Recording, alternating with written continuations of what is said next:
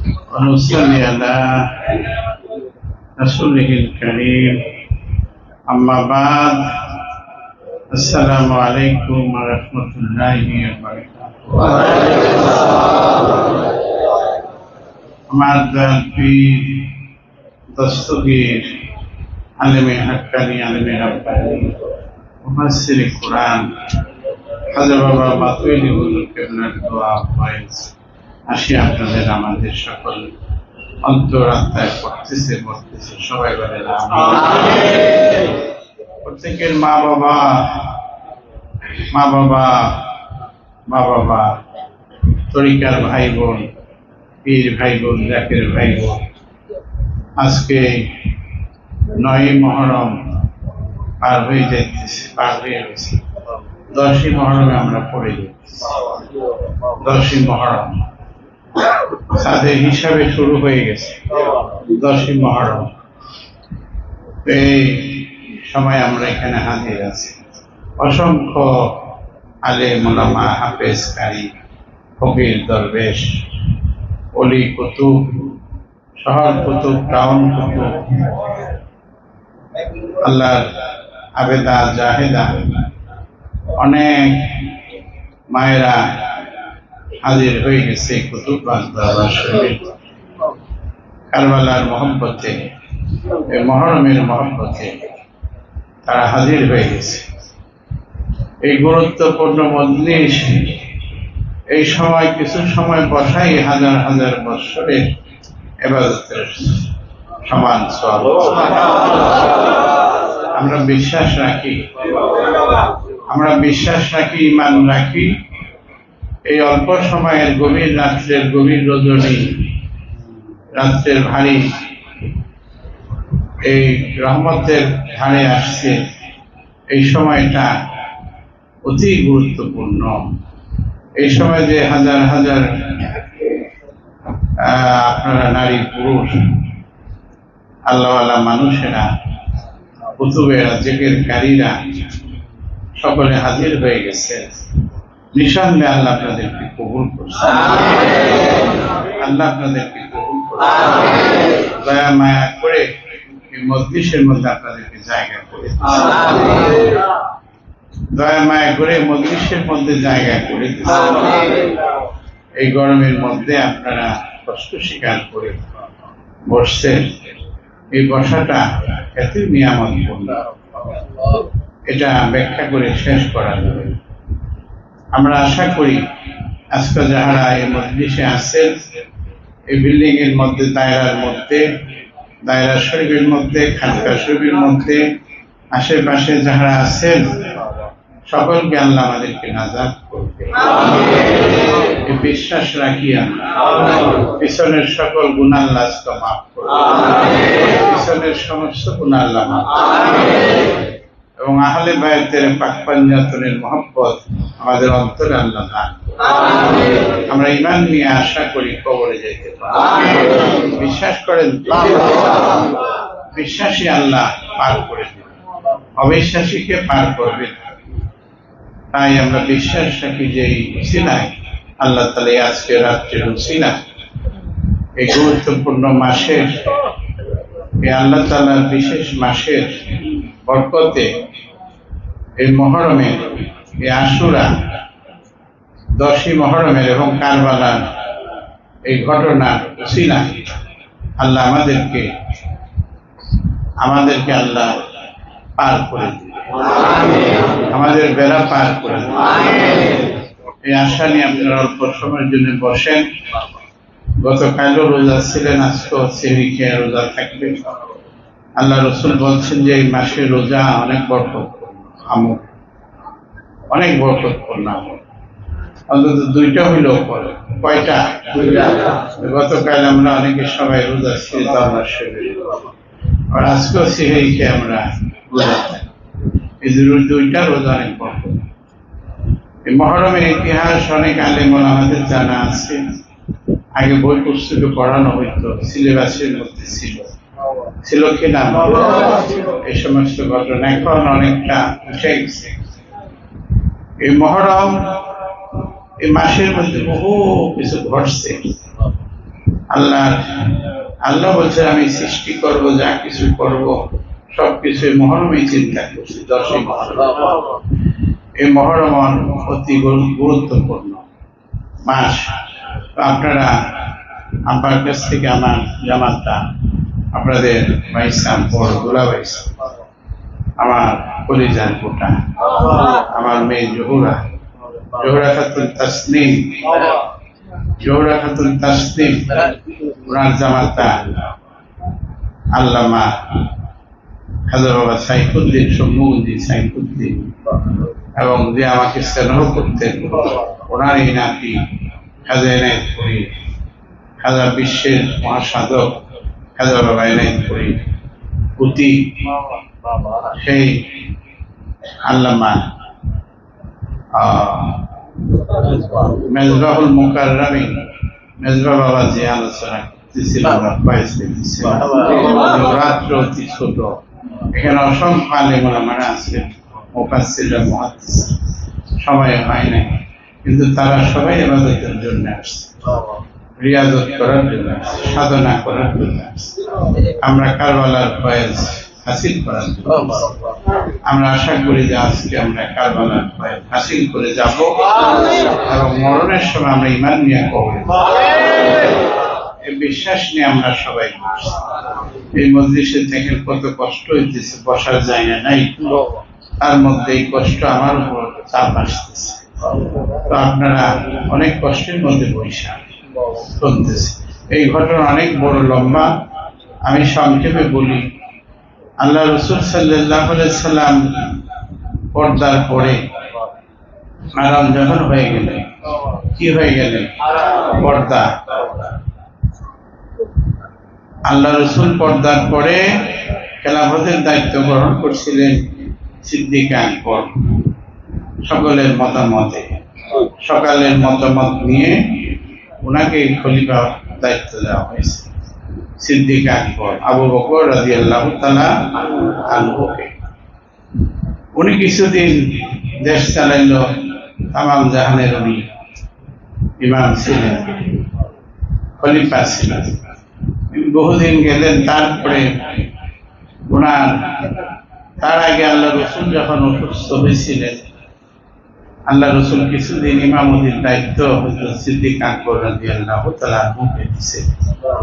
এই জন্য আম্মা জান আয়েশা বলতেন যে ইয়া রাসূলুল্লাহ, আমার বাবা তো খুব নরম তবিয়তের মানুষ, উনি বিনয় নরম, আপনি যেখানে দ্বারা ইমামতি করেন সেখানে আমার আব্বাকে ধারা করাই না, উনি লজ্জিত হয়, কষ্ট পায়, উনি লজ্জিত হয়। বলছে তুমি বুঝবা না আমি ধারা করতেছি কেন, তুমি বুঝবা না। দেখা গেল 17 ওয়াক্ত নামাজ পড়াইছি। কত ওয়াক্ত? 17 ওয়াক্ত ইমামতি করছেন সিদ্দিক আকবর রাদিয়াল্লাহু তাআলা রাসূল সাল্লাল্লাহু আলাইহি ওয়াসাল্লামের পর্দার আগে। তারপরে সেই রাসূল সাল্লাল্লাহু আলাইহি ওয়াসাল্লাম পর্দা, তারপরে দেখলেন যে দেখি উনি ভর দিয়া আম্মা জান আয়েশা কাঁধে ভর দিয়েও উনি দেখছে যে মসজিদের নববীতে কিভাবে কোন কায়দায় তারা নামাজ আদায় করে। বহু ঘটনা ইতিহাস, বলছে না পারবে। যাই হোক, শেষে পর্দার পরে আল্লাহ রাসূল নবীদের কোনো অন্য জায়গায় রওজা হয় না, মাজার শরীফ হয় না, কবর শরীফ হয় না। আল্লাহ রাসূল যেই ঘরে অবস্থান করতেন সেইখানেই সে পর্দা হচ্ছে, সেই ঘরেই তার এখনো আরাম করতেছে। সেটা আম্মা জান আয়েশা রাদিয়াল্লাহু তাআলা আনহার ঘর মোবারক হুজরা শরীফ, যেখানে আমরা এখন জিয়ারত করি। কি করি? এভাবে বহু ঘটনা। শেষ পর্যন্ত সিদ্দিক আকবর খিলাফতের দায়িত্ব পাইলেন। পাওয়ার পরে সিদ্দিক আকবর পর্দার আগে উনি মতামত করলেন অন্যান্য সাহাবীদেরকে নিয়ে, আমার তো সময় এসে গেছে, হয়তো আমার পর্দা হইতে হবে। আমি তোমাদের সামনে একটা কথা বলতে চাই। আমি ওমর রাদিয়াল্লাহুকে খলিফার দায়িত্ব দিতে চাই, খেলাফতের দায়িত্ব। সবাই রাজি হইলেন। তারপরে পর্দার পরে হযরত ওমর রাদিয়াল্লাহু তাআলা আনহু খেলাফতের দায়িত্ব পেলেন। ওমর রাদিয়াল্লাহু তাআলা আনহুকেও এইভাবে বহু ঘটনা উনি কিছুদিন চালানোর পরে শেষ পর্যন্ত উনি ওনাকে শহীদ করা হয়েছে। তারপরে দেওয়া হইল হযরত উসমান গনি রাদিয়াল্লাহু তাআলা আনহু। উসমান গনি রাদিয়াল্লাহু তাআলা আনহু পর্দা, উনি একজন বিনয় মানুষ, উনি ধনী লোক ছিলেন, মক্কা মদিনার জাহালের একজন ধনী, আল্লাহ রাসূলের প্রেমে মহব্বতে বহু কিছু উৎসর্গ করে দিয়েছে, সবকিছু উৎসর্গ করে দিয়েছে। তো সেই উসমান গনি রাদিয়াল্লাহু তাআলা আনহু উনি খেলাফতের দায়িত্ব পাইলেন, কিছুদিন উনি চালাইলেন। তারপরে দেখা গেল ওনার উপরে নাকচ হইয়া উনি শেষ পর্যন্ত ওনাকে হত্যা করলেন। এই সমস্ত অনেক বড় বড় ঘটনা। তারপরে খেলাফত পাইলেন হযরত আলী রাদিয়াল্লাহু তাআলা আনহু, শেষ খলিফা। কে? আলী রাদিয়াল্লাহু। উনি এই কিছুদিন কাটানোর ভিতরে ওই গভর্নর করছিল মুয়াবিয়াকে। কাকে? কোথায়? উপাদেরা। তখন হলো ওই সিরিয়াতে, সিরিয়ার গভর্নর করছিলেন। তখন উনি ওখানে আছেন। এখানে হযরত আলী রাদিয়াল্লাহু কাছে সকলেই বাইয়াত করছেন। তার আগে উসমান গনির কাছে পড়ছেন, ওমরের কাছে পড়ছেন, হযরত আবু বকর সিদ্দিক রাদিয়াল্লাহু তাআলা আনহুর কাছে বাইয়াত করছেন। এইখানে আইসা হযরত আলী রাদিয়াল্লাহু তাআলা আনহুর কাছে এখন আর ওই মুয়াবিয়া বাইয়াত করে না, আসে না। তাকে বরখাস্ত করছিল যে সে ওখান থেকে চলে যাক, সে আমার বাইয়াত করতেছে না। কিন্তু এই মুয়াবিয়ার বাইয়াত করে না। মুয়াবিয়া বাইয়াত করে না ষড়যন্ত্র করে। যে সমস্ত কিছু দুষ্ট সাহাবীদের মধ্যে কিছু দুষ্ট সাহাবী ছিল কিনা, যেটা কোরআন শরীফের মধ্যে অনেক জায়গায় আলেম সাহেব খুঁজলে পাবেন। অনেক সাহাবীর ব্যাপারে আল্লাহ রাসূলকে সতর্ক করে দিচ্ছে, করছেন কিনা। এরকম মুগিরা ছিল, তারপরে জিহাদ ছিল, আরো এরকম অনেক। তার মধ্যে আরো সাহাবীদের মধ্যে অনেক সাহাবীরা ছিল যারা দুষ্ট।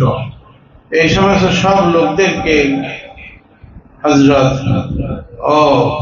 ওই মুয়াবিয়া সত্তার দলের মধ্যে নিয়ে শক্তিশালী হইতেছিল।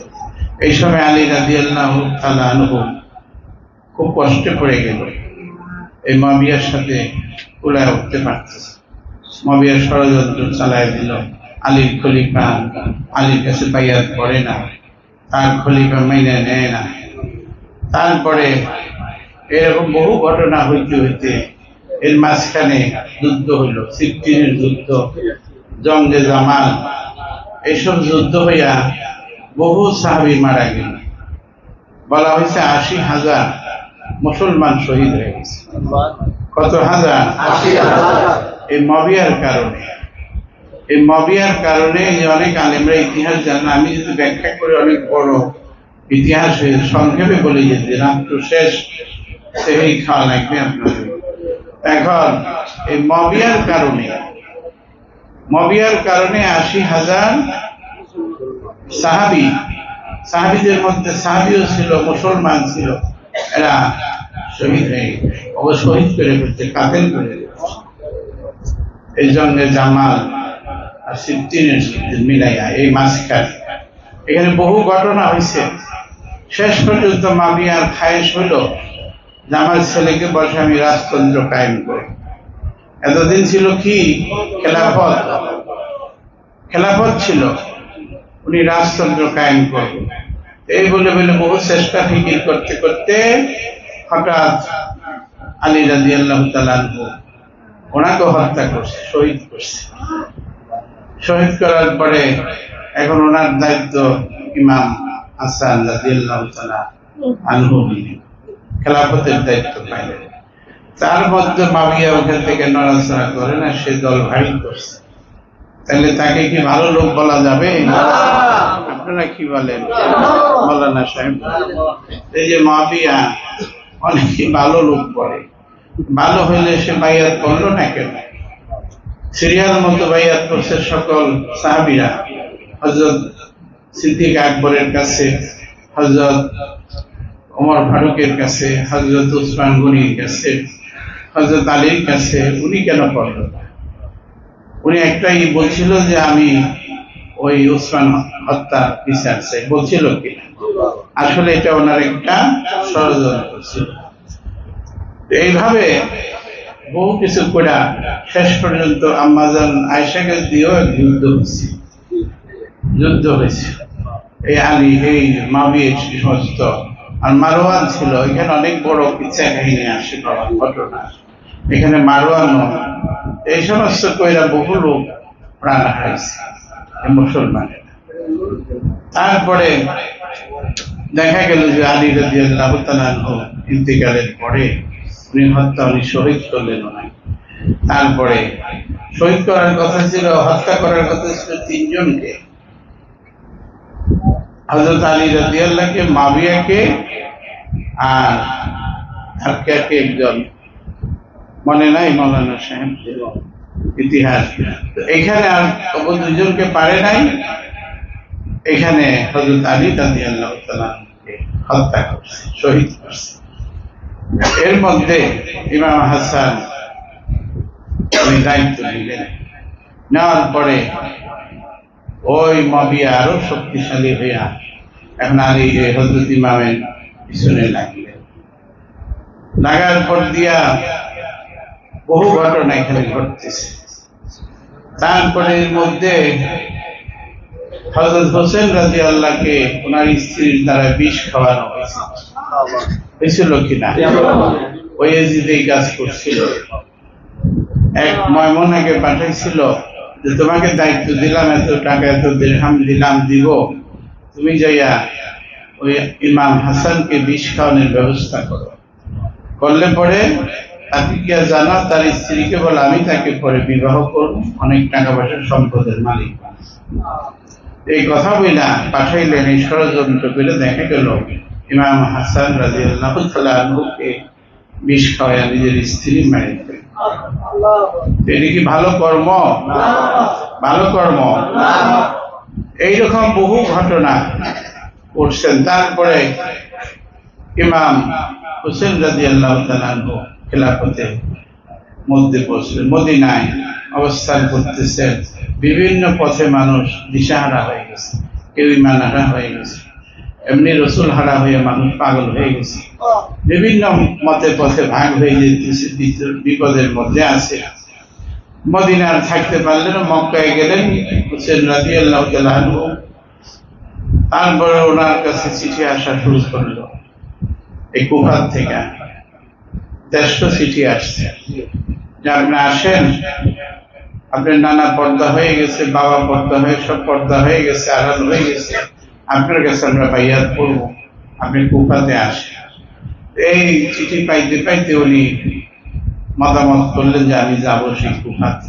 তার আগে তার এক ভাই চাচাতো ভাইকে পাঠাইছিল, আপনি যাই দেখেন তো ঘটনা কি, আমার পক্ষে লোক কেমন আছে। তো উনি যায় মুসলিম, উনি যায় দেখছেন যে আছেন, এবং উনি যায় 20,000 লোককে হযরত হোসেন রাদিয়াল্লাহর পক্ষে বাইয়াত করাইছে। তখন উনি খবর পাঠাইলেন যে না, ঠিক আছে, আপনার পক্ষে আপনাকে চায়, মানে আপনাকে ভালোবাসে, আপনাকে চায়।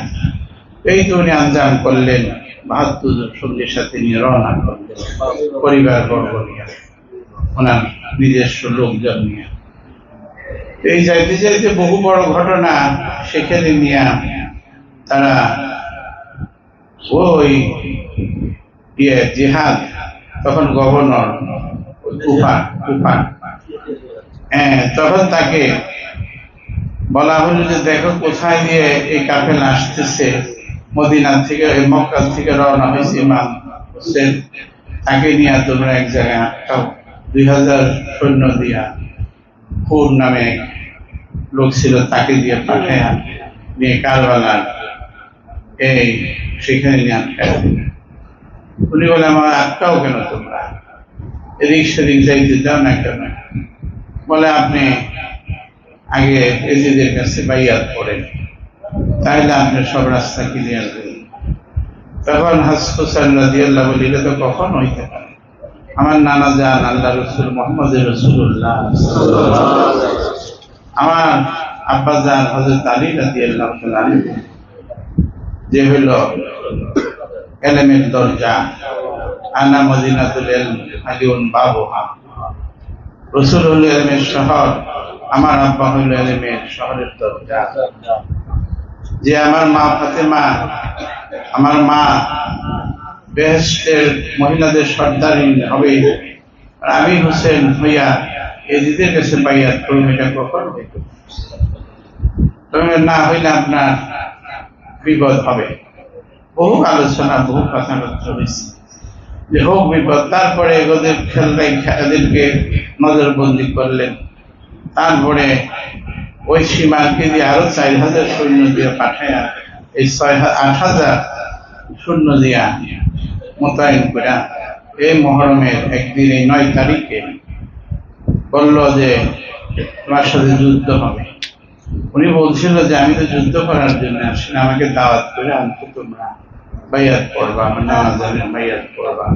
তোমরা এই বললাই না আমাকে কেন তোমরা যুদ্ধ করতে চাও, আর আমাকে মাইরা ফেললে তোমাদের কি হবে, কি হবে?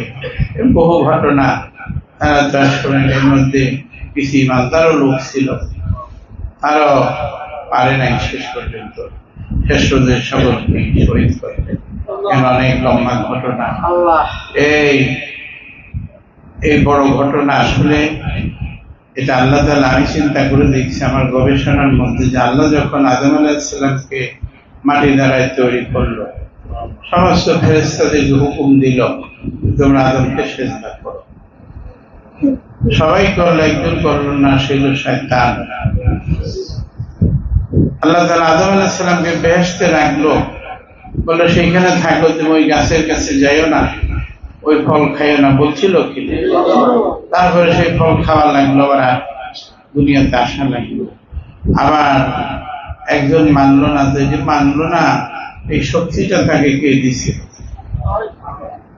আল্লাহর শক্তি ছাড়া তো কিছুই শক্তি হওয়ার কথা না, কি বলে? সবকিছুর মালিক আল্লাহ। এইখানে আল্লাহ তাআলার কিছু বেদ রহস্য লুকায় আছে। আল্লাহ যে প্রকাশ হবে, প্রকাশ হওয়ার জন্য কিছু পন্থা রাস্তা বাহির করছে। নয়তো আমরা আদম কিভাবে হব, আমরা আদম কিভাবে হব, কিভাবে প্রকাশ হবে আল্লাহ? এইভাবে আল্লাহ প্রকাশ বিকাশ হওয়ার জন্য এই রাস্তার পন্থা করছে। এখন ইমাম হোসেন হাসানকে বিষ খাওয়াইছেন, হোসেন রাদিয়াল্লাহু তাআলা আনহুকে শহীদ করছেন, কেল্লা নিছেন। এই যে কষ্ট, মুসলমানরা আজীবন এই কষ্ট বলবে না। মুসলমান যারা খাঁটি মুসলমান, আশিকে রাসূল, আহলে বায়াতের আসক্ত যারা, যারা ওই আয়াতে বিশ্বাসী, কুল্লাস আলুকুম আলাইহি আজরান ইল্লাল মাওয়াদাতা ফিল কুরবা, রাসূল সাল্লাল্লাহু আলাইহি সাল্লাম আপনি জানায় দেন তোমাদের কাছে রাসূলত পৌঁছায় দেওয়ার বিনিময় কিছুই চাই না, তোমরা শুধু আমার আহলে বায়াতকে ভালোবাসো। সে আহলে বায়াত হলো ইমাম হাসান হোসেন, মা ফাতেমা, হযরত আলী, রাসূল সাল্লাল্লাহু আলাইহি ওয়াসাল্লাম বলে এরা আহলে বায়াতের অন্তর্ভুক্ত। তাদেরকে এক চাদরের নিচে ডাইকা রাখছে। এই আহলে বায়াতের মধ্যে দেখেন একজনকে বিষ খাওয়াইছেন, আরেকজনকে শহীদ করছেন ষড়যন্ত্র করে। তারা কি ভালো কর্ম করছে? তা করেও খেলতে, তা করে শেষ হয় নাই। এই এজিদ শেষ পর্যন্ত মদিনায় বহু লোক পাঠায় দিচ্ছে যে জায়গায় তোমরা সেখানে মদিনার উপর আক্রমণ করো। মদিনায় আক্রমণ করছে, সেখানে বহু বুড়া বুড়া সাহাবীদেরকে হত্যা করছে। বুড়া বুড়া আশিক পাগল যারা আল্লাহ রাসূলকে ভালোবাসতে বাসতে বুড়া হয়ে গেছে, হাড় হাড়ি শুকায় গেছে, শরীরে গোস্ত ছিল না, এই সমস্ত বুড়া সাহাবীদের পর্যন্ত হত্যা করছে। তারপরে বহু সাহাবী সেখানে 350 উপরে সাহাবী হত্যা করছে। তারপরে সেখানে মসজিদের মধ্যে আযান দিতে দেয় নাই, নামাজ পড়তে দেয় নাই, 3 দিন পর্যন্ত বন্ধ রাখছে। ওর দুম্বা ঘোড়া ঘর বানাইছে আল্লাহ রসুলের মসজিদের মধ্যে। তারপরে এই সকল সৈনিকদের বলছে অবৈধভাবে মেলামেশার হুকুম দিছে কিনা। সেখানে অনেক জারজ সন্তান হয়ে গেছে, এরকম ভাবে 3 দিন পর্যন্ত আজানও হয় নাই, নামাজও হয় নাই। তারা মেয়ে পুরুষ অবাধে মেলামেশার হুকুম দিয়ে দিয়েছিল। এই সমস্ত কর্ম করছে, বুড়া বুড়া সাহাবীদেরকে হত্যা করে ফেলছে। এটা কি ভালো কাজ? কিন্তু এই সমস্ত ইতিহাস তো অনেক আলেমের মুখে শোনা যায় না। শুনছেন আপনারা? বইয়ের মধ্যে, ইতিহাসের মধ্যে আছে। ওই বড় বড় স্কলার বলেন তাকে মুখে তো এইসব কথা, তাহলে মনে করবেন তাদের ঈমান নাই। এখানে বহু লোক খারিজি হয়ে গেছিল। কি হয়ে গেছিল? খারিজি হয়ে গেছিল। আল্লাহর ওই লোভ লালসায় পড়া, মহিলাদের লোভ লালসায় পড়া, পুরুষের লোভ লালসায় পড়া, টাকা পয়সার গদির লোভ লালসায় পড়া অনেকে খারিজি হয়ে গেছে। ওই খারিজি দলটা কিয়ামত পর্যন্ত আসতে থাকবে। এদেরকে কেউ রোধ করতে পারবে না। আল্লাহ রাসূল বলে গেছিল এই সিংহলা শয়তান আসবে। আর যার মধ্যে আহলে বায়তের মহব্বত আছে, পাক পাঞ্জাবের মহব্বত আছে, তারাই আসল মুসলমান, তারাই আহলে সুন্নাতুল জামাতের অন্তর্ভুক্ত। আপনারা যারা দয়াল নবীকে ভালোবাসেন, পাক পাঞ্জাবকে ভালোবাসেন, আহলে বায়তকে ভালোবাসেন, তারাই হইলেন আহলে বায়তের অন্তর্ভুক্ত। আমরা আহলে রাসূল বলেন, আহলে রাসূল এবং আমরা দয়াল নবীকে ভালোবাসি। দয়াল নবীর ভালোবাসার নামই হইল ঈমান। এই দয়াল নবীর ভালোবাসাকে আপনারা ছড়াই দিতে চান তো? ইমাম হাসান হোসেনের মহব্বত ছড়াই দিতে চান তো? তাহলে আপনারা মনে প্রাণে কাজ করবেন। যারা আজকে হাজির হয়ে গেছেন, আপনাদের কপাল অতি বুলন্দ। আল্লাহ আপনাদের, আল্লাহ রসুল, আমি দেখতেছি যে আল্লাহ রসুল আপনাদের সামনে হাজির হয়ে গেছে।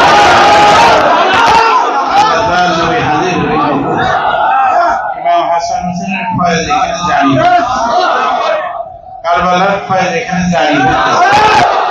অনেক মানুষকে আল্লাহ পার করে দিয়েছে। আপনারা নিঃসন্দেহে আল্লাহ আপনাদেরকে পার করে। যাদের ঈমান নাই তারাও অনেকে পার হয়ে যেতেছে। এই ফয়েজের মধ্যে ডুবে আছে। এত বড় করুণ কাহিনী বহু এই অনেক আলেমের মুখে দেখবেন, শুনবেন। আর যার মধ্যে রসুলের প্রেম পাবেন তার মুখে এই সমস্ত আলোচনা শুনবেন। তার মধ্যে আরো বহু ঘটনা ঘটেছে। এরপরে শেষ পর্যন্ত মক্কাও আক্রমণ করছে। কোথায়? আল্লাহর বাইতুল্লাহ আক্রমণ করছে। তাহলে কিভাবে এই মুয়াবিয়া আর তার ছেলে এই সমস্ত ইসলামের ক্ষতি ধ্বংস করে দিয়েছে? এই রাজতন্ত্র ঘটছিল, কিন্তু মক্কা তো পাঠিয়ে দিচ্ছে যে মক্কা যে আক্রমণ করো, এমনকি কাবার মধ্যে আঘাত করছে। কাবার শরীফকে আমরা চুমা খাই কিনা, সেইখানে যারা আক্রমণ শুরু করছে। এই সময় শোনা গেল যে এজিদ ইন্তেকাল হয়ে গেছে। এজিদের ক্ষমতা কিন্তু বেশি দিন ছিল না, 3.5 বছর। সে এত কিছু আশা করলো, মাত্র 3.5 বছর পাইল। আর মুয়াবিয়া পাইছিল 18 না কত 19 বছর। এই যে দেখেন ঘটনা, সবকিছু ঘটায় গেছে, করে গেছে। মুয়াবিয়া তৈরি করে গেছে। সাথে মুগিরা ছিল, মুগিরা যাকে আল্লাহ রাসূল বলছিল মুগিরা তো আমার বদনাম করবেই। ও যে জারজ, বলছিলেন কিনা? এই জারজ, কিছু জারজ ছিল, ওই জিহাদও জারজ ছিল। ওনাকে মুয়াবিয়া বলছিল যে আমার বাবা অবৈধ মিলন করে তোমাকে দুনিয়ায় আনছে, তবে আমি তোমাকে স্বীকৃতি দিই, তুমি আমার দলে আসো। এইরকম ঘটনা তাদের মধ্যে হয়েছে। যাই হোক, সেই মুয়াবিয়াকে অনেক ইমানদার বলে, নানান রকম এরা ইতিহাস পড়ে দেখেন, ভালো করে ইতিহাস পড়ে, তাহলে আপনাদের ব্যথা লাগবে অন্তরে। যারা মুমিন মানুষ, মুমিন লোক তাদের অন্তরে ব্যথা লাগবে যে এই ঘটনা কত বড় কঠিন ঘটনা করছে। এই 10ই মুহররম এই সকাল থেকে শুরু হবে, ফজর থেকে শুরু হয়ে 10ই মুহররম এত বড় ঘটনা, তাদের হৃদয়ে একটু ব্যথা লাগে না? চোখের পানি আসবে দূরের কথা, দেখুন তাদের কষ্টই নাই। তাদের আশিকরা কাঁদে, প্রেমিকরা কাঁদে, আল্লাহ রসুলের মহব্বতে কাঁদে। তবে এটা শোক না বাবা, অনেকে বলে শোক, শোক বলবেন না, কারণ আল্লাহর মহব্বতে যারা জীবন উৎসর্গ করছে তাদেরকে আল্লাহ বলতে তাদেরকে মৃত্যু বলিও না। আমার মহব্বতে যারা জীবন উৎসর্গ করছে তাদের মৃত্যু বলিও না, বরঞ্চ তারা জীবিত, তোমরা তা জানো না। ওয়ান্তাকুলু লিমা ইউক্তালিফ সাবিলিল্লাহি আমওয়াত বা লাহিয়া ইউআলাকিল্লা যাহারা আল্লাহর মহব্বতে জীবনকে উৎসর্গ করছে তাদেরকে মৃত্যু বলিও না, বরং তারা জীবিত, তোমরা তা জানো না।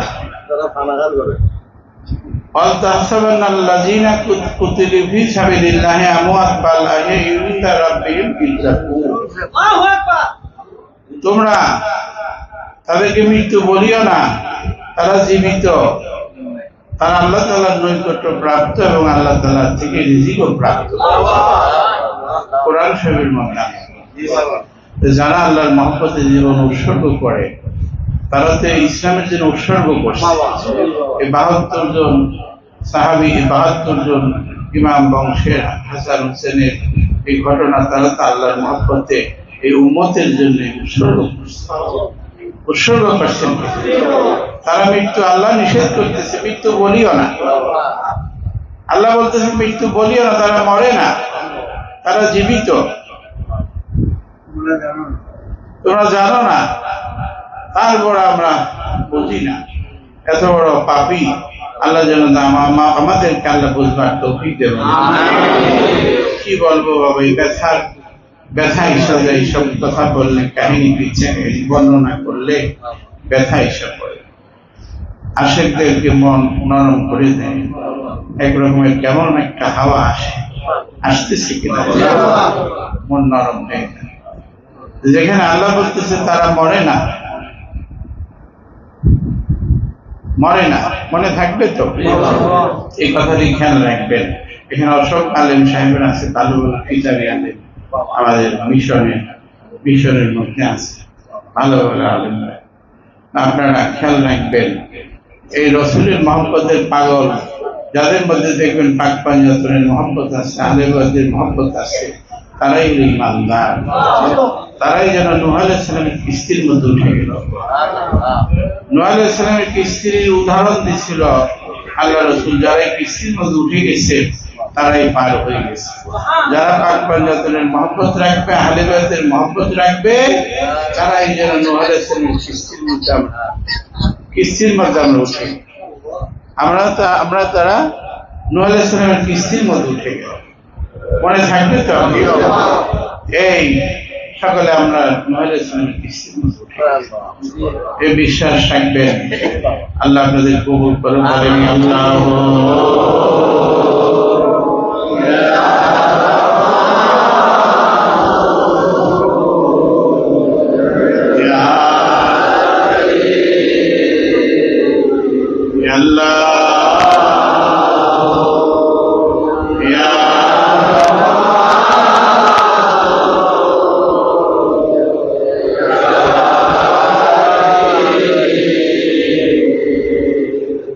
যাহার কারণে জগৎ সৃজন রে, দেখো চন্দ্র সূর্য তারা শুনে পড়ে।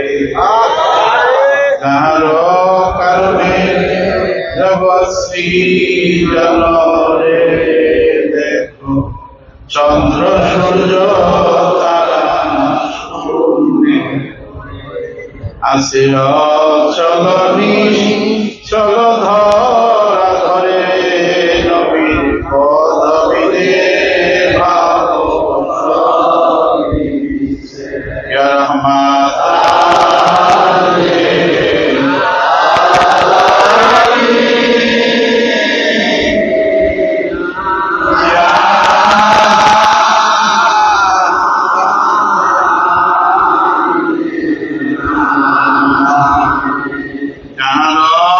কারণে জগৎ সৃজনরে দেখো চন্দ্র সূর্য তারা শূন্যে ভরে আছে অচলনি চল ধরা ধরে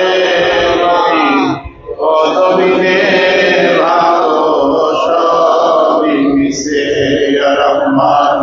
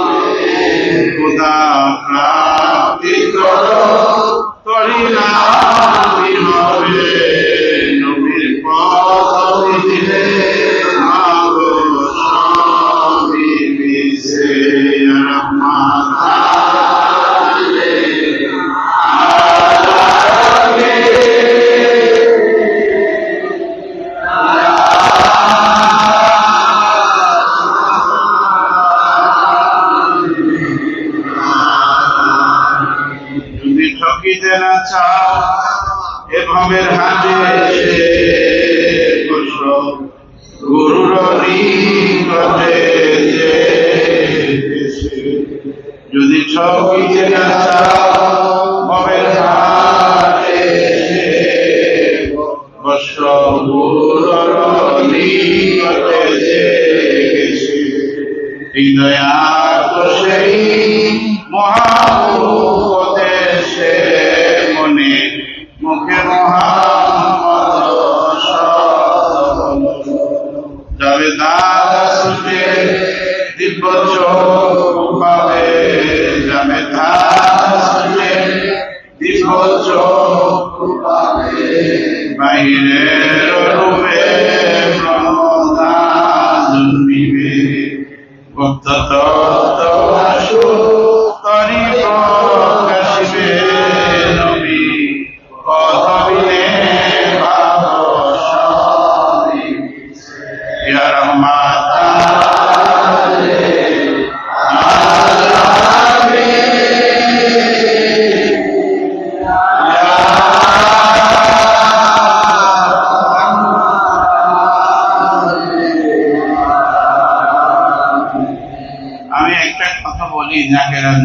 যারা আসছেন বহু বছর ধরে আমি বলতে আছি, আমি এখন লক্ষ্য করে দেখতেছি যারা বুড়া হয়ে যেতেছেন এদের ছেলে মেয়ে তারা আসতো, আগে বাচ্চা থাকতে আসতো, দেখা যায় জন্মের পর থেকে আসতো, এখন ভুল শিক্ষার কারণে তারা ইসলাম থেকে খারিজ হয়ে যেতেছে।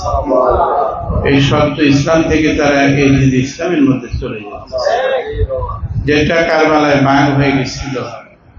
যারা আহলে বায়তের মহব্বতের পক্ষে ছিল, পাক পাঞ্জাতনের পক্ষে, তারা হলো হুসাইনি মুসলমান। আর যারা ইজিদের পক্ষে ছিল, ইমাম হাসান হোসেনকে হত্যা করছে, তারা হলো ইজিদি মুসলমান। এখন আমি দেখতেছি এই সমস্ত ছেলে পেলেরা এখন ইজিদি মুসলমান হয়ে গেছে। ওরা বলছিল যে কান্না মোহাম্মদ রাসূলুল্লাহর দরকার নাই, আর এই যে আহলে বায়তকে হত্যা করছে ইমাম হাসান হোসেনকে এবং এই কারবালার ঘটনা কি বলেন না।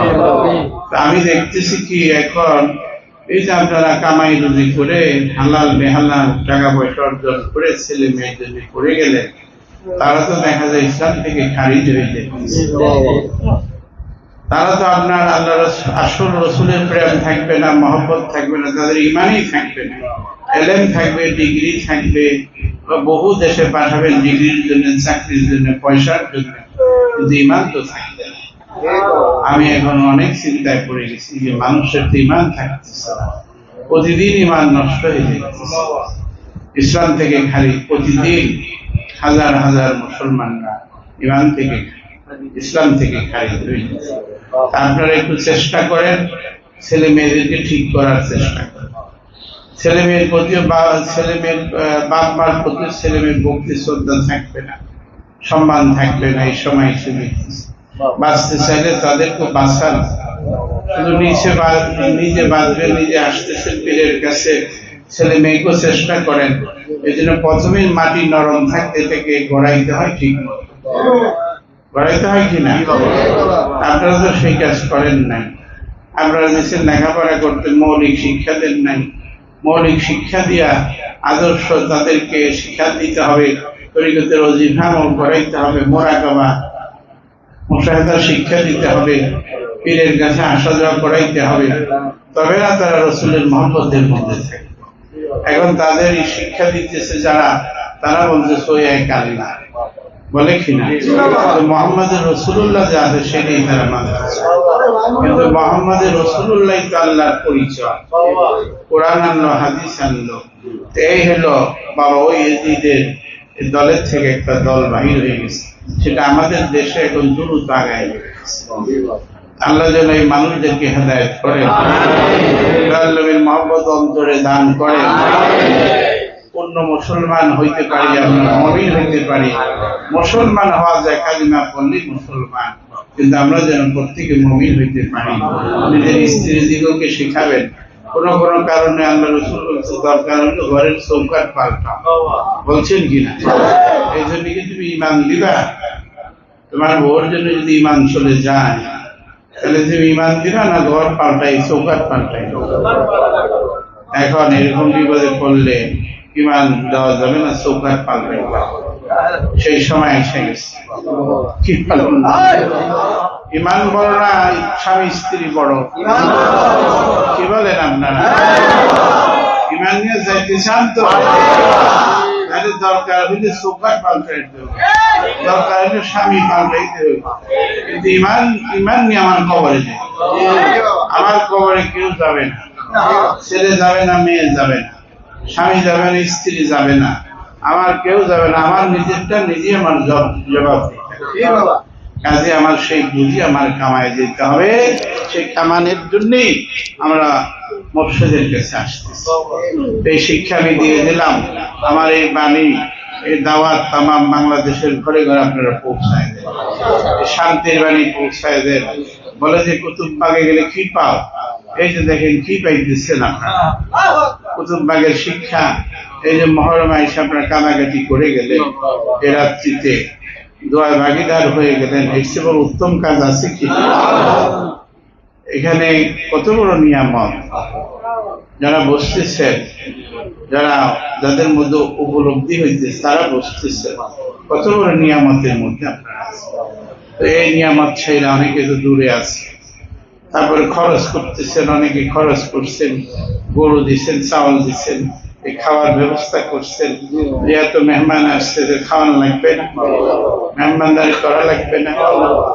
আবার আম দিচ্ছেন, কাঁঠাল দিচ্ছেন, দুধের ব্যবস্থা করছেন, তা আপনারাই তো করতেছেন।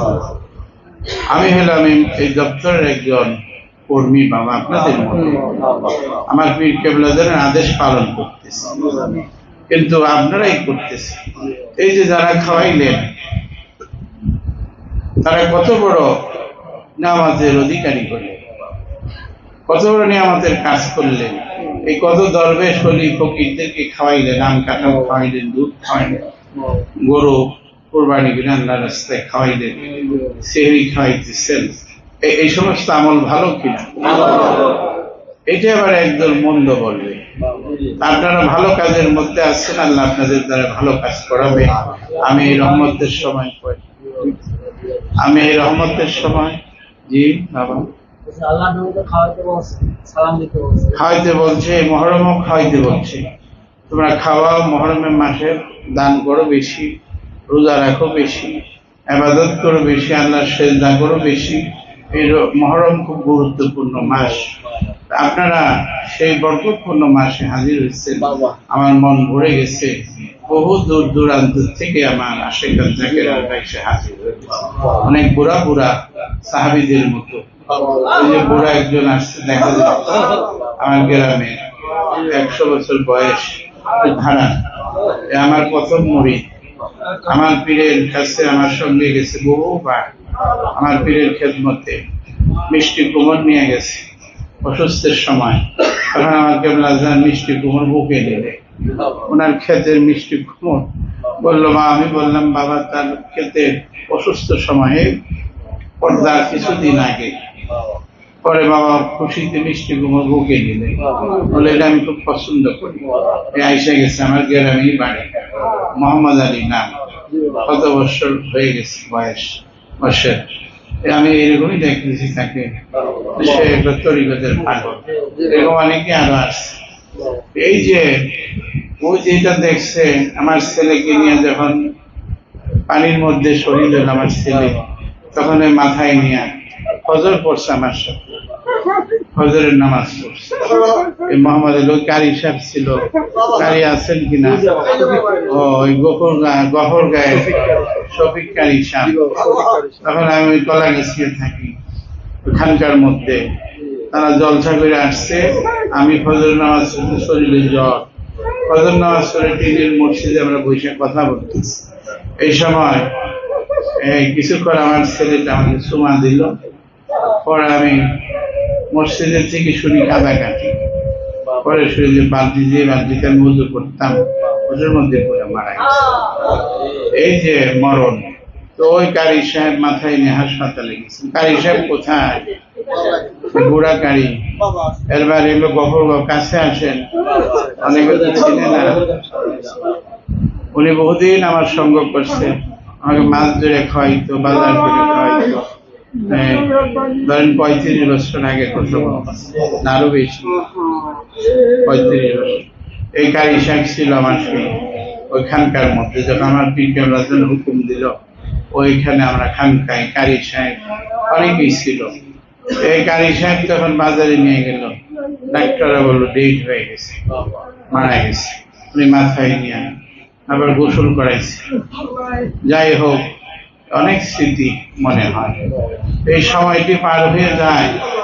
বাবা, আজকে যে আপনার এই বরকতপূর্ণ সময় আসছেন, আমি দেখতেছি যে আল্লাহ আপনাদের কলবের মধ্যে একটা বিদ্যুতের ব্যবস্থা করে, একটা লাইন করে দিতেছে, একটা কানেকশনের ব্যবস্থা করে। খাজা এনায়েতপুর উসিলায়, সম্ভবীর উসিলায়, আমার দাদা পীরের উসিলায়, আমার পীর কেবলাদারের উসিলায় আপনাদের মধ্যে একটা লাইন করে দিন। আপনাদের কপাল অতি ভালো। আজকে আমাদের দোয়া কবুল হবে। আমরা যে আশা করে আসছি, বড় আশা হলো যে আমরা ইমান নিয়ে কবরে যেতে চাই, নাকি বলেন? কারা কারা ইমান নিয়ে যেতে চাই? আল্লাহ আল্লাহ আল্লাহ, আমরা তোমার এই কারবালার মহরমের উসিলায় আমরা জান্নাতে যাইতে চাই, আমরা তোমার ইমানের সাথে কবরে যাইতে চাই, কবরের সাথে ইমানের সাথে কবরে যাইতে চাই। আল্লাহ আমাদের ব্যবস্থা করে। আপনারা এই সময় আল্লাহ আমাদের দিক হয়ে কবরস্থান, আপনার পাশে কবরস্থান হয়ে যায়, এক জায়গায় হয়ে যাবে, মিলন হয়ে যায়, মিলন যে যেখানে কবরস্থানটা যদি ব্যবস্থা করেন বাবা, সবাই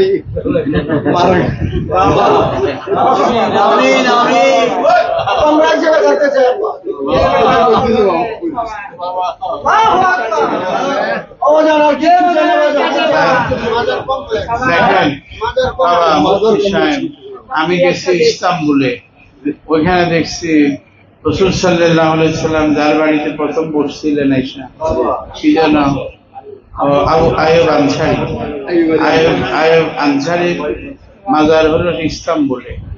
রাসূল বলছিল যে তুমি ওইখানে ধর্ম প্রচারে যাও, ওইখানে যে ইন্তেকাল করছে ওখানেই তার মাজার। এখন সাহাবীরা তো বিভিন্ন দেশে যে ইন্তেকাল করছেন, ওখানেই তাদের খবর হচ্ছে মাজার। মূলত যে সব এক জায়গায় মিলন হয়ে যায়, যে যেখানে শুইবে মূলত যে এক জায়গায় গিয়ে আবার হাজির সাহিত্য মুর্শিদের সঙ্গে তাদের হাসর, পীরের সাথে আপনাদের হাসর হবে, যার যার ইমামের সাথে তার হাসর হবে, যার যার মুর্শিদের সাথে আপনার হাসর হবে। বাবা এখানে অনেক পুরাতন বহু লোকেরা, বহু মানুষ আসছেন, অনেক বয়সী মানুষ দেখাও করতে পারি, আপনাদের মন বলে আমি যত্ন করতে পারলাম। আপনারা যত ভালোবেসে আসছেন, এই দপ্তর থেকে যোগাযোগ করছে, তার মধ্যে সাড়া দিয়ে আসছেন, আপনারা মনে রাখবেন নিঃসন্দেহে আল্লাহ আপনাদের কবুল, মনে কোনো ভেজাল রাখবেন, গুনাহ থাকলে আল্লাহ নেকের মধ্যে পরিণত আপনারা মনের মধ্যে ভেজাল রাখবেন।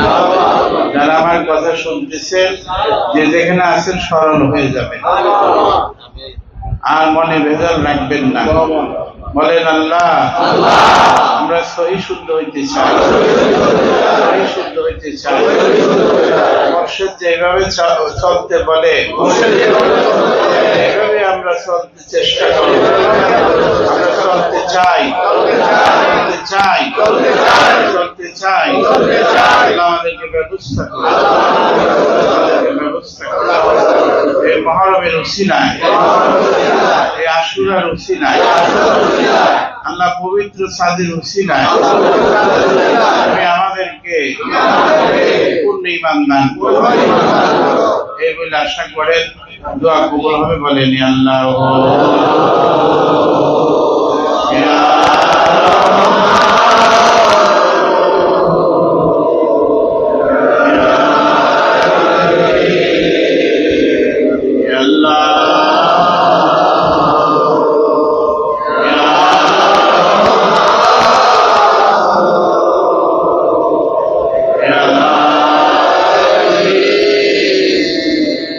আমি চিন্তাই করছি, দেখেন আমাকে অনেকে বলছে হুজুর আপনার একটা মেয়ে এই গদি সালাবে কে,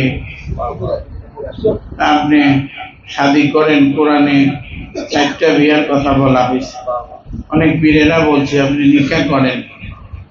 আমি কেন কই যে আপনার ছেলের দরকার। আমি আমার তো 2 ছেলে আল্লাহ দিছিল, নিয়ে গেছে, আরেক মেয়েও নিয়ে গেছে, তবে আমার একটা মেয়ে আছে, এই নিয়ে মেয়ে আছে। আমার তো সন্তান সারা দেশ ভরাই, আমার সন্তান নিজের সন্তানের চেয়ে বেশি যারা ভালোবাসবে, সাহাবীরা ভালোবাসতেন কিনা, সাহাবী আল্লাহ রসুলের কোন ছেলে সন্তান ছিল কিনা, আসছিল, কিন্তু এই ছোট কালেই তারাও ইন্তেকাল হয়ে গেছে। আমি গুনাহগারের এই হাল হয়েছে, আমি খুশি হয়েছি। মানুষ বলছে আপনি শাদী করেন, যে না আমি শাদীর পাগল, আমি এর জন্য আসিনি, আমি আল্লাহর কাজ করেন। আল্লাহ আমি চিন্তা করছি যে আমার একটা মেয়ে জোহরা বুকে থাকতো, রহমতের মোনাকামা করতো। যে বছর আমার এই আব্বার সাথে আব্বা ডাকছি ছেলে, আমি যে বছর আব্বার সাথে শাদীর কথা হলো সে বছর বুকে থাকে, রহমত পালন করে। আমরা চিন্তা করি যে এই বুকের মেয়ে দিব কিভাবে থাকবে। যাই হোক আল্লাহ মিলাই দিছে, এটা উপর আল্লাহর একটা ব্যবস্থা।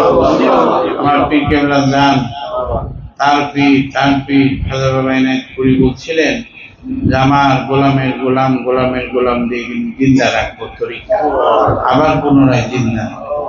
আমি সেই হাকিকতই পাইতেছি, বুঝতেছি। এই জিন্দা করার জন্য এখন আল্লাহ আমাকে আমার এই জামাতাকে মিলে, আপনারা খুশি আছেন? আপনাদের কপাল ভালো, এত বড় নেকবতের একজন বড় দরজার আওলাদ পাইছে। এই আওলাদ পেয়ে আপনারা খুশি শুকরিয়া করবেন। আমারও জীবন ধন্য হয়েছে যে আমার দায়িত্ব ভার আমার মা জোহরা এবং আমার জামাতা নিতে পারবে, আর আমার যারা সঙ্গী সাথী আছে তারা নিতে পারবে। যাদেরকে খেলাফত যাদের দিতে চাই যারা তৈরি হইতেছে, চেষ্টা করতেছে, এদের মধ্যে আমি দিয়ে যেতে চাই যেন এরা শক্তভাবে কাজ করতে পারে। আপনারা তৈরি হওয়ার জন্য চেষ্টা করেন, চেষ্টা না করলে আল্লাহ দিবে না। আল্লাহ বলছে তোমার চেষ্টা তোমার বেশি করে করতে হবে, চরম পর্যায়ে করতে হবে। আপনারা চেষ্টা না করবেন আল্লাহ দিবে না। চরম পর্যায়ে চেষ্টা করেন, আল্লাহ যারা প্রচারক হতে চান তৈরি হন, আসেন, শিখেন, মর্শদের কাছে বুঝাবুঝি করে একবার আত্মসমর্পণ করেন। দ্বিতীয়ত আত্মসমর্পণ তো হয় না, আমি থাকি এদিকে সেই জায়গা আরেকদিকে, কেমনে হবে বাবা? একে চশমে যাদান গাফেলা যান দেখে গায়ে কোন জায়গা না, এরকম হইতে হবে, তাইলে না তুমি পাইবা। তোমার পীর তোমার চায়, তুমি থেকে আরেকদিকে, আর তুমি যখন পীরের চাও, পীর থেকে অন্যদিকে।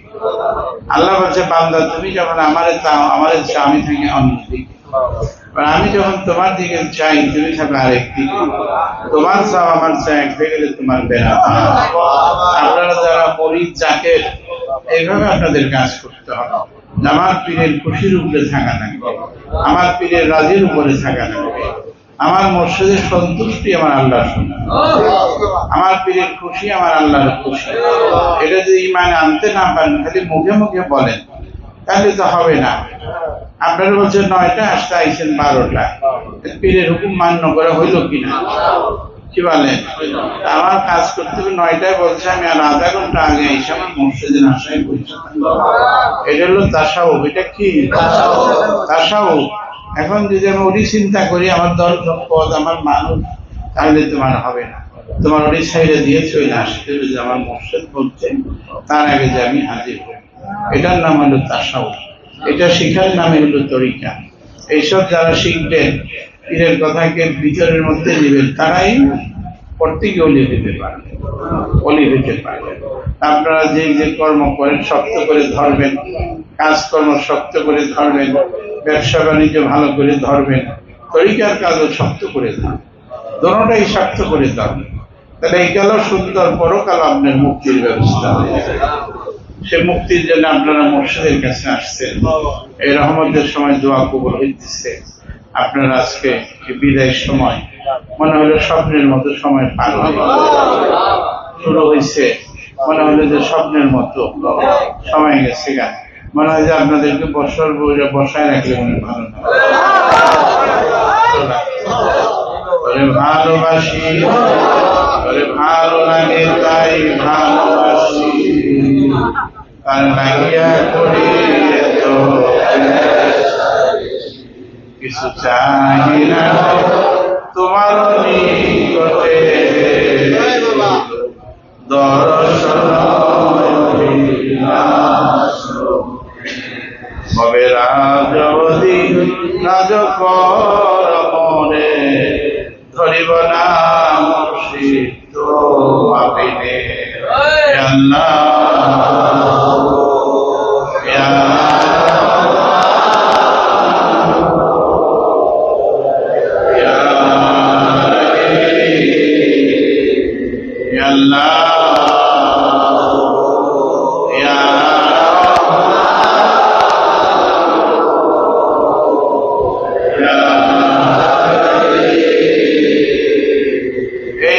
যাদের হয়ে যাবে তারা ইমানে কামেল, তারা ইমানে কামেল মুরিদ। আর না তো মুরিদের নাকেস, নাকেসের থাকবে। সাহাবীদের মধ্যে কিছু সাহাবী নাকেস ছিল, ছিল কিনা বাবা? সাহাবায়ে নাকেস, আমির মাবিও নাকেস ছিল না? ও আমির মাবিও নাকেস ছিল।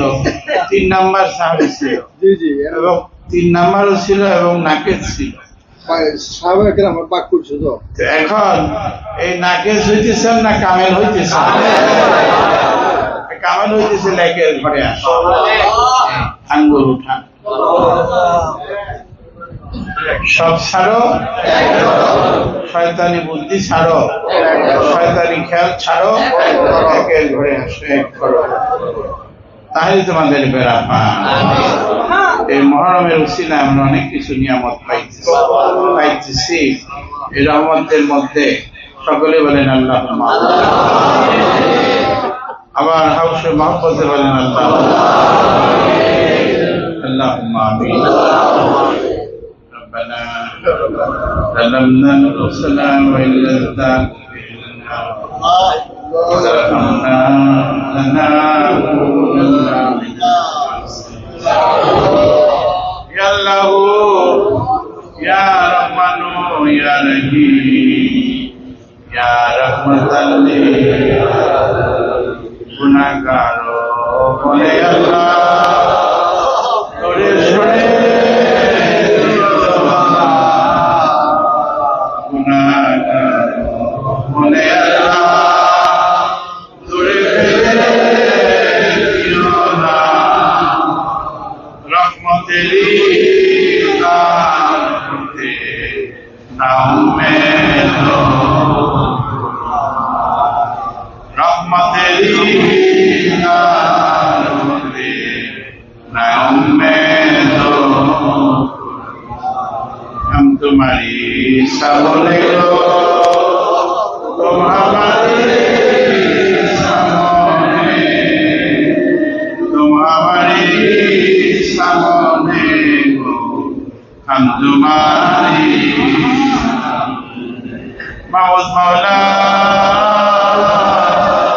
জীবন বর নফসের খাই শুকরিয়া শয়তানের ধোঁকায় পড়িয়া যত প্রকার অন্যায় ভুল করেছি দয়া করে আমাদেরকে ক্ষমা করে দাও মালিক তুমি সর্বশক্তিমান তোমার শক্তি বিহীনে আমাদের চলার কোনো উপায় নাই মালিক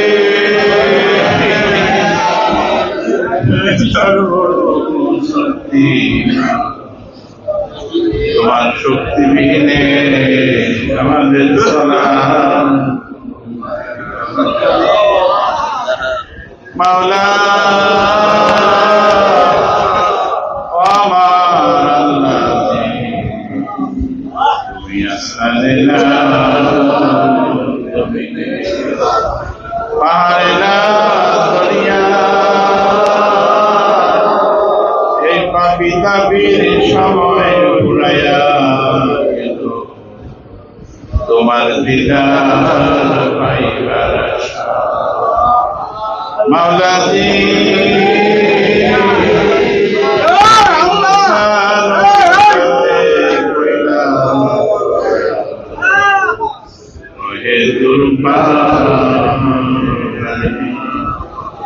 তুমি নবীর সাথে কইলা কথা মাসের পেটে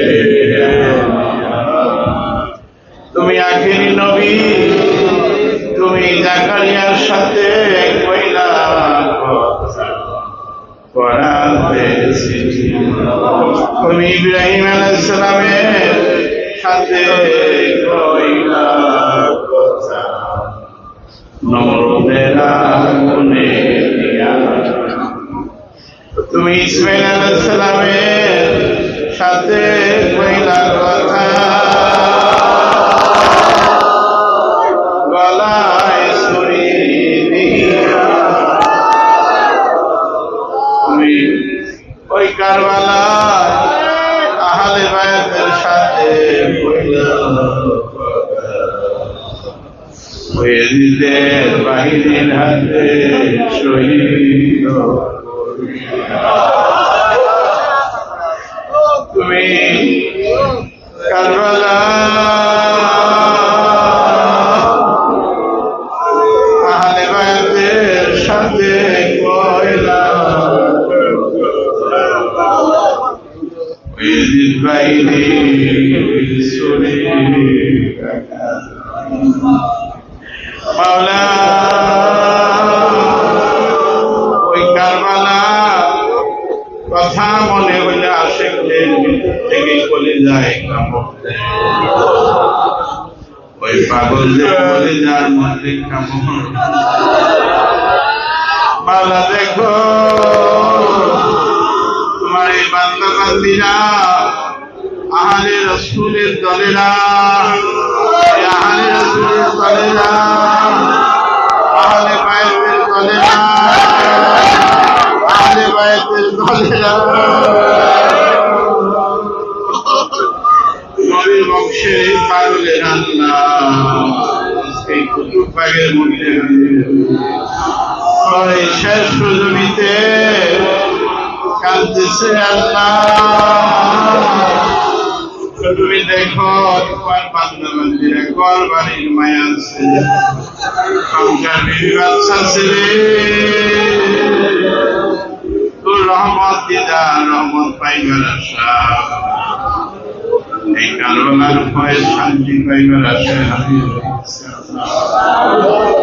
প্রত্যেককে আজকে আমাদের নিষ্পাপ বানায় দাও, প্রত্যেককে নিষ্পাপ বানায় দাও, নিষ্পাপ বানায় দাও, গুনাহ মুক্ত করে দাও। তোমার আহলে বায়াতে ইমাম হাসান হুসাইন উসিলায় আমাদেরকে আল্লাহ তুমি নিষ্পাপ বানায় দাও। সবাইকে অলির দপ্তরে নাম, সবাইকে অলির দপ্তরে নাম, তোমার অলির দপ্তরে নাম, সকল মানুষের শান্তি দিয়ে দাও।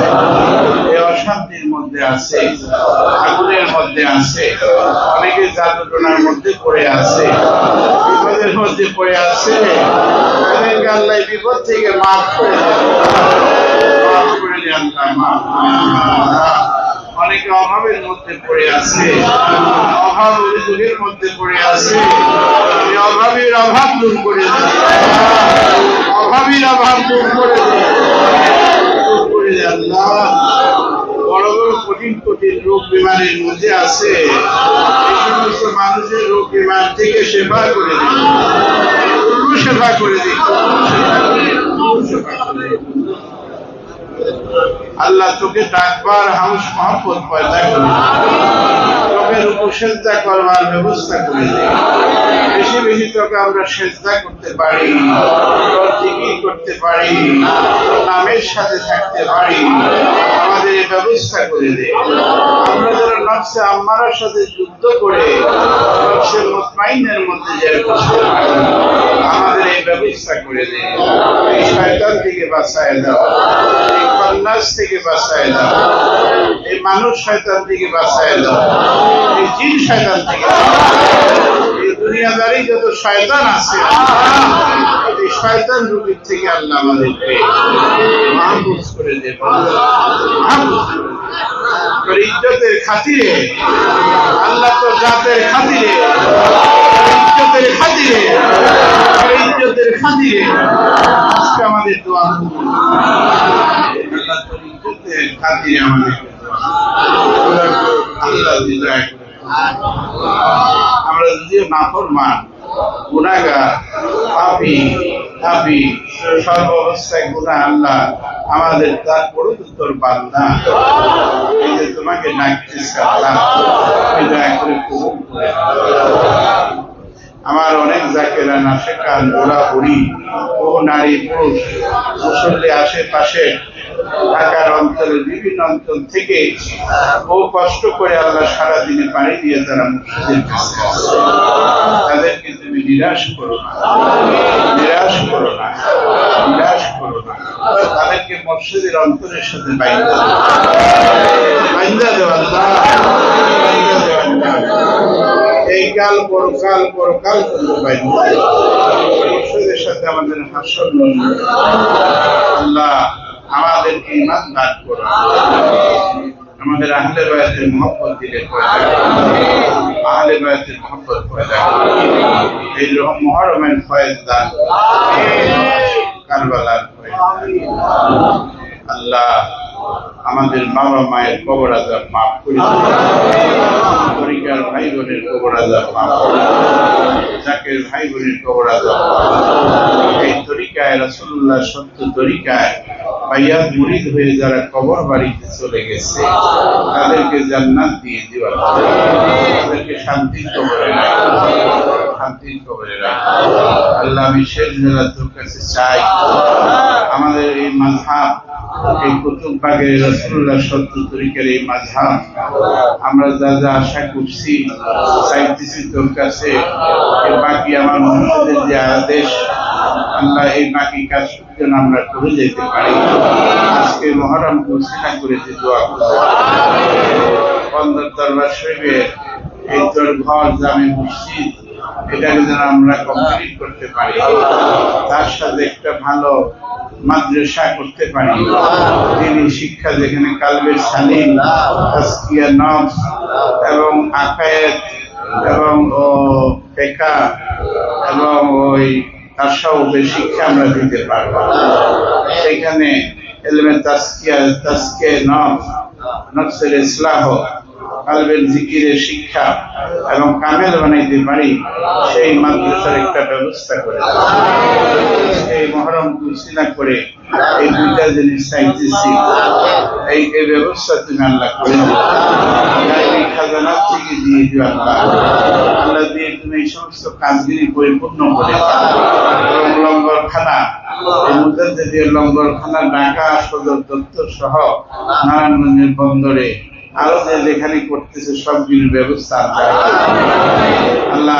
আব্বার খাজা বাগের এবং খাজানের রহমত এই সমস্ত দরবারের আঞ্জাম করে দিবা, ব্যবস্থা করে দিবা আল্লাহ। আমার জাকেরানদেরকে শক্তিশালী করে দিবা, তাদের ইজ্জতের মধ্যে রাখবা, তাদের হাত শক্তিশালী করে দিবা আল্লাহ। তাদেরকে এই মাদ্রাসা মসজিদ এই হাজির সাহেবের অনেকে খেদমত করতেছে, হাত দিয়ে অনেকের বইলা দেখছি পারে না, ইমানে গুলায় না, এর কথা মানতে পারে না, অনেকে মানে, যারা মানতে পারলো না তাদের তো আল্লাহ মাফ করে দিয়ে ব্যবস্থা করে দিয়ে আল্লাহ প্রসার করে দিয়ে, আর যারা করতেছে তাদের তো আল্লাহ কবুল করে দিয়ে তাদের জন্য জান্নাতের ব্যবস্থা, জান্নাতে ঘর বাড়ি বানাই এইভাবে সমস্ত জাকেরানদের দোয়া কবুল করে। যারা তরিকত প্রচারী খেদমতে আছে দেশ বিদেশে সবাইকে আল্লাহ সাহায্য করুন, যেখানে আছে সবাইকে সাহায্য করুন আল্লাহ। এই ফয়েজ নিয়ে যেন তারা সারা বছর চলতে পারে। সামনে তারপরে আসতেছে ঈদে মিলাদুন নবী, মিলাদুন নবী 12ই রবিউল আউয়াল, 12ই রবিউল আউয়াল মিলাদুন নবী সাল্লাল্লাহু আলাইহি সাল্লাম দয়াল নবীর আগমন আগেই লহে মাহফুজ আল্লাহ করছে, তারপরে শেষে যে আগমন করছেন এই আগমনের মিলাদুন নবী জলসা, দিনী জলসা আমরা যেন সকলকে নিয়ে আবার মহব্বতে করতে পারি। আমাদেরকে আঞ্জাম করে দিবা, আঞ্জামকে প্রসার করে দিবা, সকলে চাও আমাদেরকে প্রসার করে দিবা, প্রসার করে দিবা। এই কারবালার উসিলায়, 10ই মুহররমের উসিলায় আমাদের এই মিলাদুন নবী 12ই রবিউল আউয়াল সামনে যেন আমরা লাখ লাখ মানুষ নিয়ে এই জমিনের মধ্যে করতে পারি আমাদের ব্যবস্থা, আমাদের আঞ্জাম করে দিবা।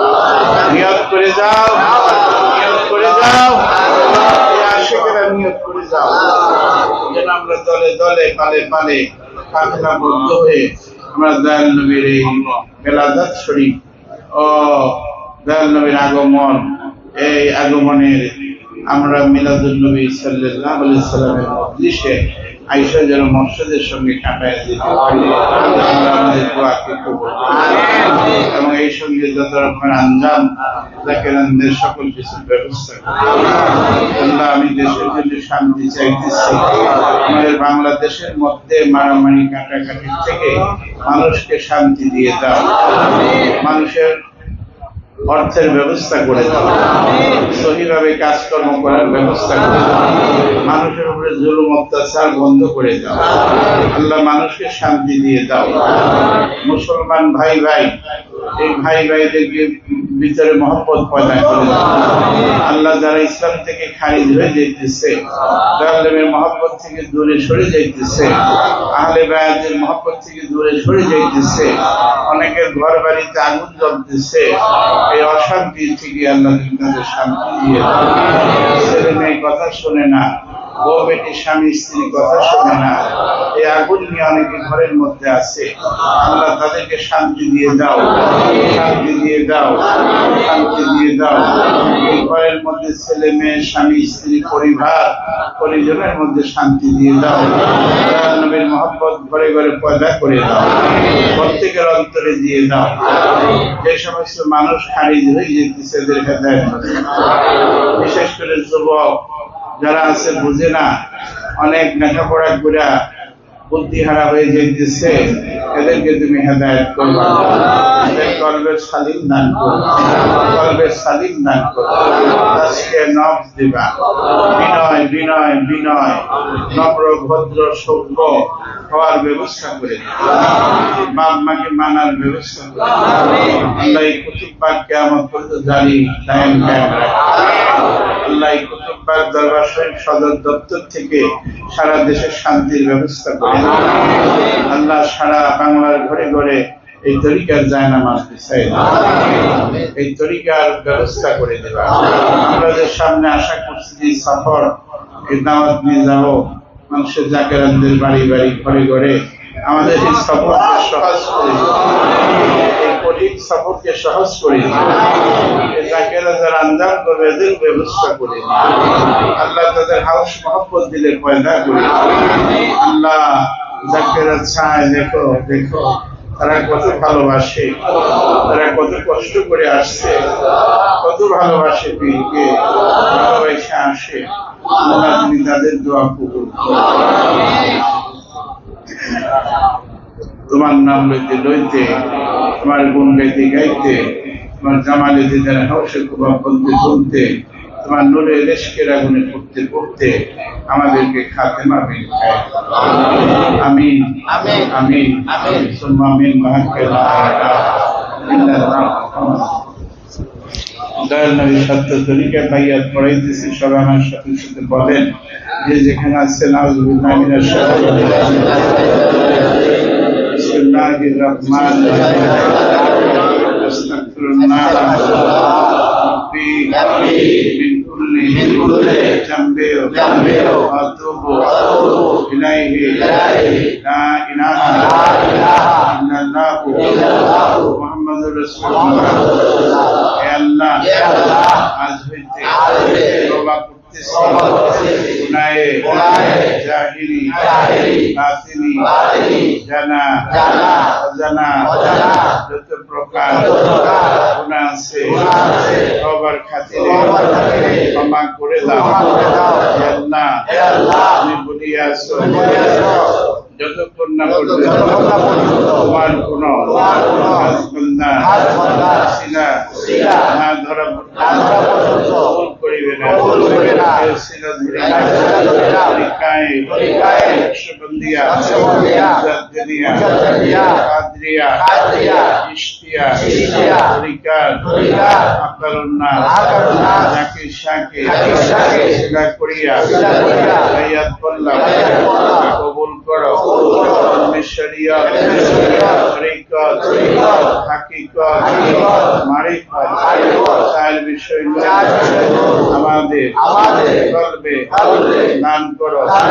হে আল্লাহ, আজ হইতে তোমার জাত পাকে কসম খাইয়া ওয়াদা করলাম, দুনিয়ায় যতদিন বাঁচিয়া থাকবো দয়াল নবী সত্য তরিকা খিদমত করব। পীর কেবলা জানে আদেশ নিষেধ মান্য করব।